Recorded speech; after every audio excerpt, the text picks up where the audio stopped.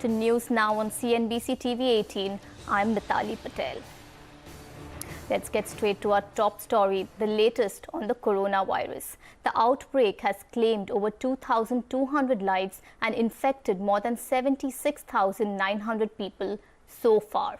Earlier today, the Hubei province's health commission upwardly revised the number of confirmed cases to account for a written report from the prison department that disclosed 271 cases in its system, 51 of which were previously included in regional figures. South Korea has become one of the worst affected places outside mainland China, reporting 52 new cases and more than 150 cases nationwide.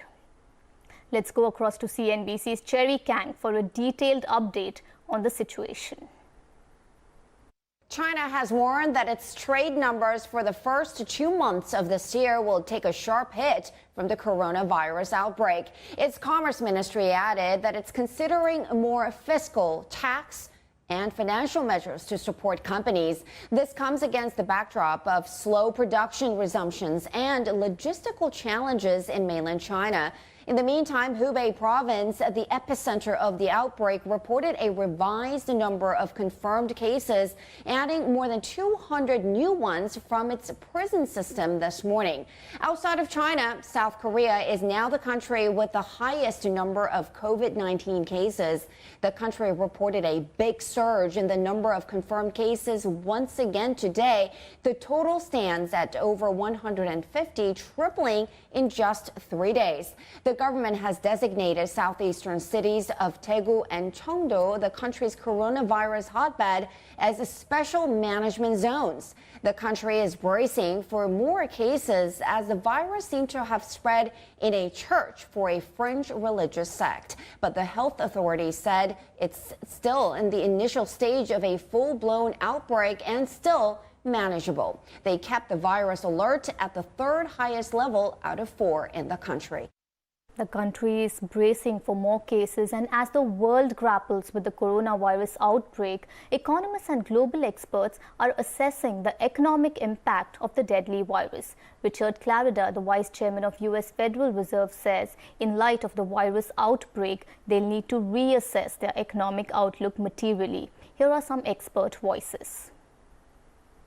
Let's begin with it's a human tragedy for all those afflicted with the coronavirus in China. It's obviously something that is probably going to have a noticeable impact on Chinese growth, at least in the first quarter of this year. And we won't know that really till April when we get their GDP statistics. But what Chair Powell and we have said is vis-a-vis the U.S., what we would be looking for is some body of evidence that suggests that we need to make a material reassessment of our outlook, and certainly we have not done that yet. But we are monitoring it because China is a huge part of the global economy.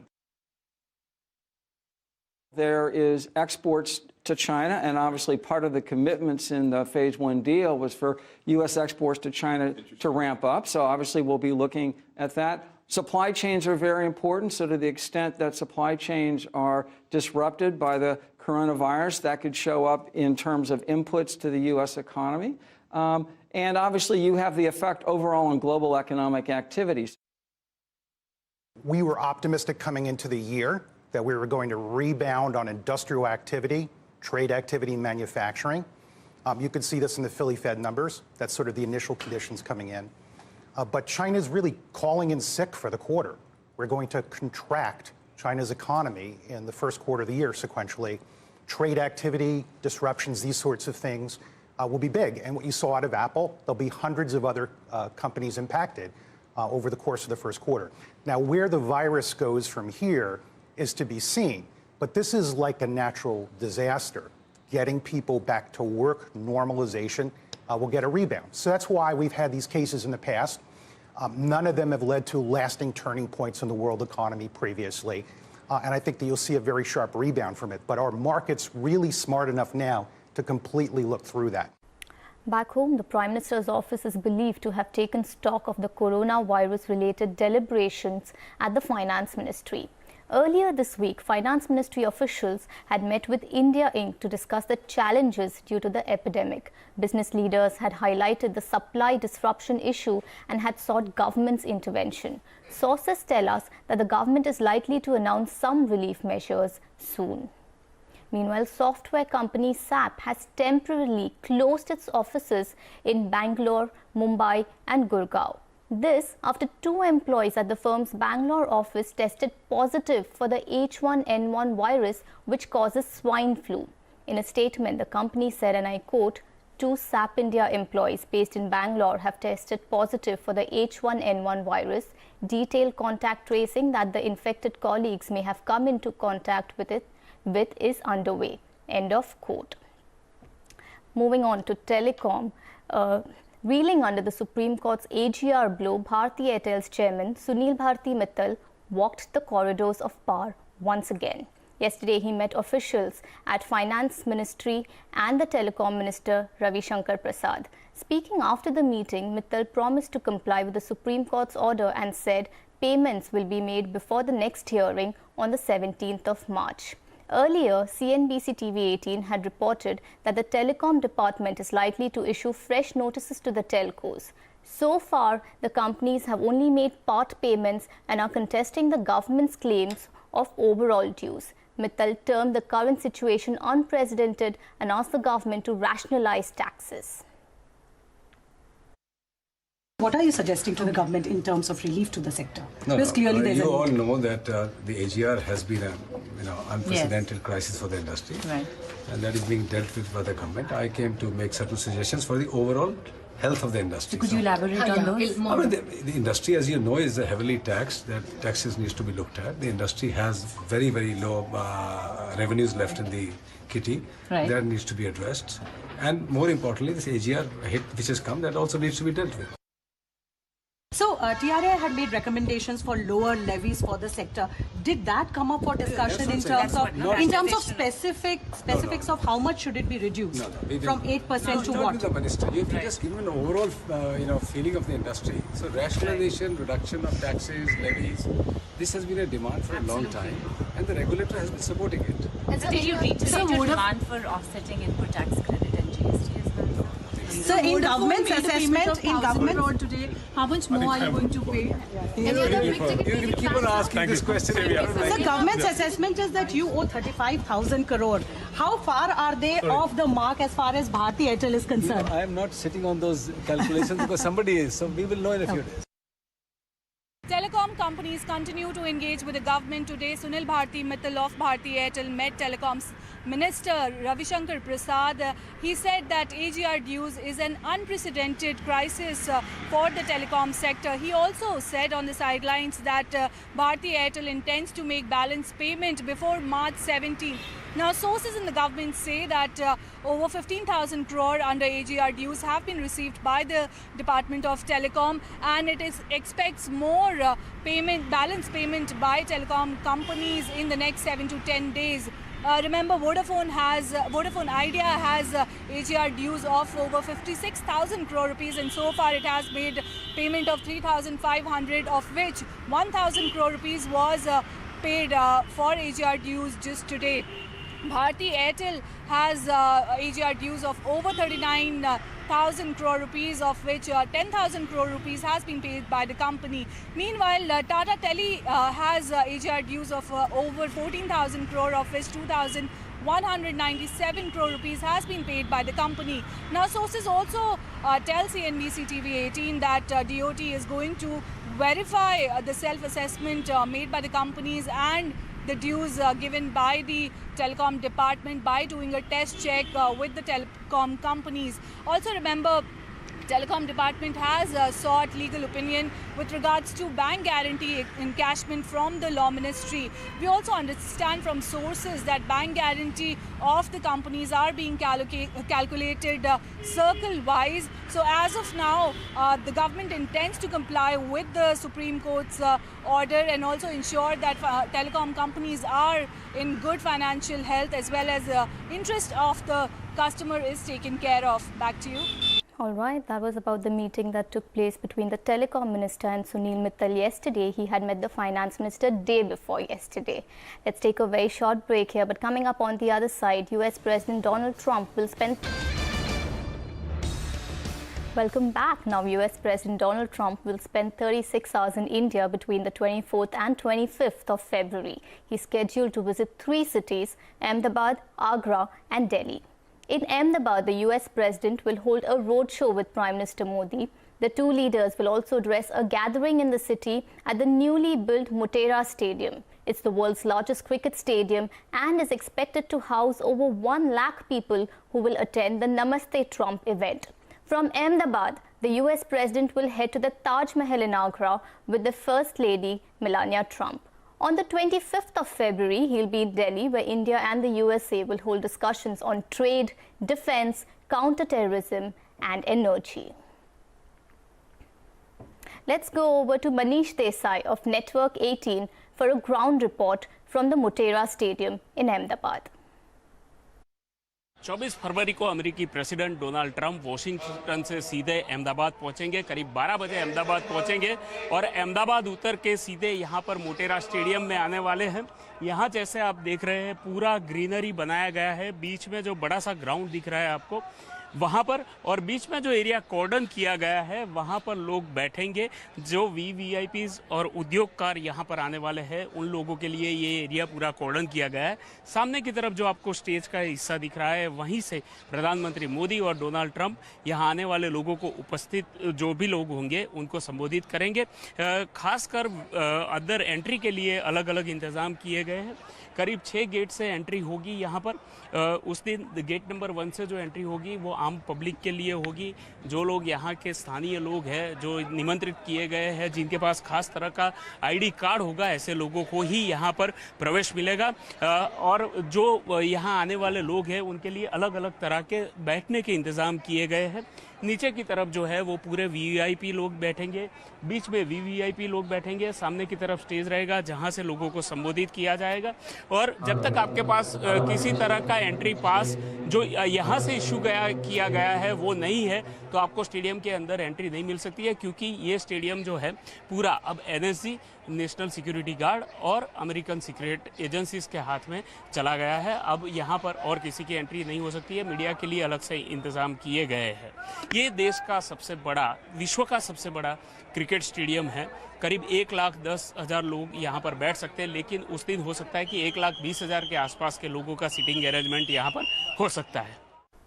Preparations in full swing, but in the financial year ending 31st of March 2019, United States became India's biggest bilateral trading partner, surpassing China.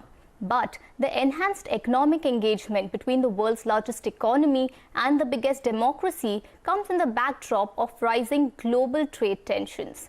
CNBC-TV18's Rituparna Bhuyan explains the economic takeaways from President Trump's visit and why is it that on trade and market access related issues he has repeatedly rebuked India.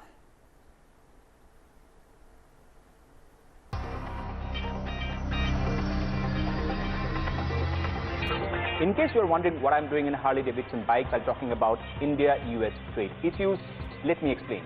This iconic motorcycle has been at the center of trade parleys between the Modi and the Trump administration. So much so that President Trump actually tweeted about the high tariffs charged by India on this motorcycle. Meanwhile, he has made it clear that both the countries are unlikely to sign a trade deal during his visit, while maintaining that India has treated US unfairly on trade-related issues.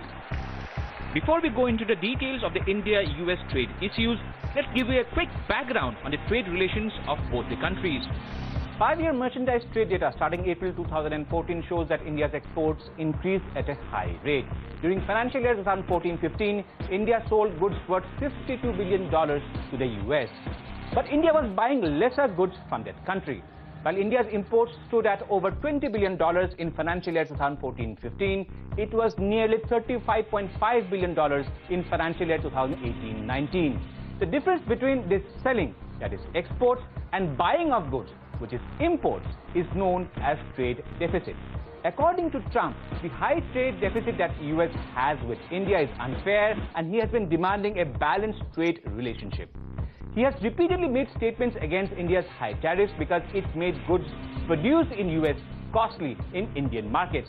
And this strategy seems to have worked. If you look at the latest US trade deficit data with India, you will see that it has come down sharply to $17 billion in a financial year ending March 31st, 2019. It is in this backdrop that trade talks started between both the countries to finalize a limited trade deal. US has demanded reduction of duties on large engine motorcycles where India charges 50% duty. It also wants import tariffs to be brought down on farm products like walnuts, apples and almonds. Last but not the least, US wants market access for its poultry feed, pork and dairy products.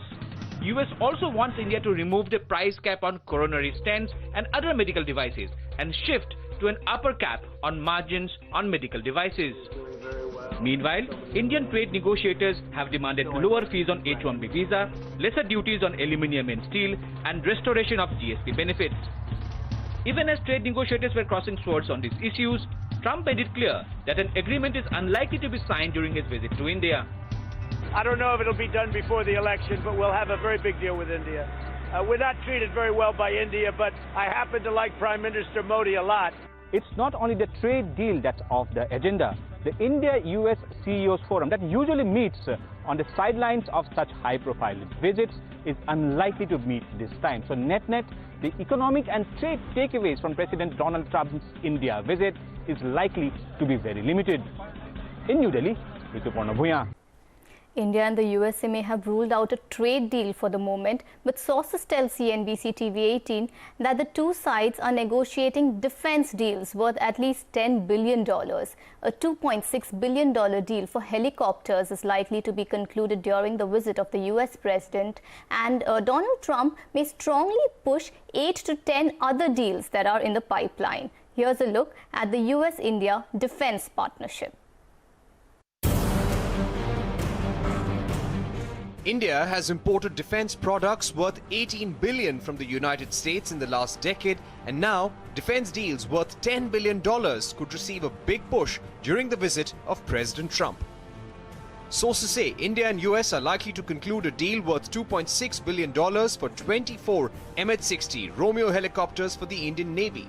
And that's not all. At least 8 to 10 other defense deals are in advanced stages of negotiations, and this includes acquisition of 6 Apache attack helicopters worth $796 million, a $1.8 billion deal for an air defense system for New Delhi. India could acquire 6 more P-8I long-range maritime patrol aircraft at a cost of $1.8 billion.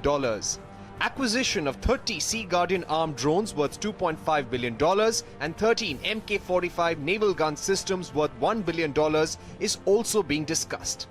The United States has now talked and proposed to India the sale of armed drones. Now, the United States has never gone out of NATO, to my knowledge, to sell armed drones, but we will do that with India because they're such a trusted defense partner. While 8 to 10 defense deals are in the pipeline, not all of them would be concluded during the visit of Donald Trump.